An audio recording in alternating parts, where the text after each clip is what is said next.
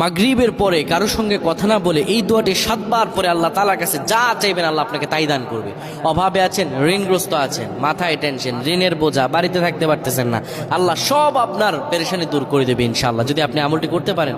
আমল মানুষের জীবন বদলিয়ে দেয়, আমল মানুষের জীবনকে পরিবর্তন করে দেয়। আল্লাহ তাআলা আপনার সব দোয়া কবুল করে নেবেন ইনশাআল্লাহ।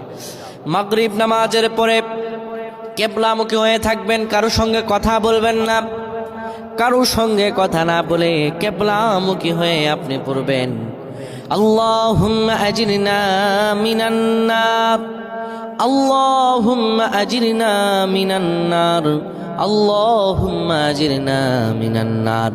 যদি এটি আপনি মাগরিব নামাজের পরে কারো সঙ্গে কথা না বলে পড়ে 7 বার পরে 2টি হাত তুলে আল্লাহর কাছে দোয়া করেন, আল্লাহ জাহান্নামের আগুন থেকেও বাঁচাবেন এবং আল্লাহ আপনার সব দোয়াগুলো কবুল আর মঞ্জুর করে নেবেন। আল্লাহুম্মা আমিন।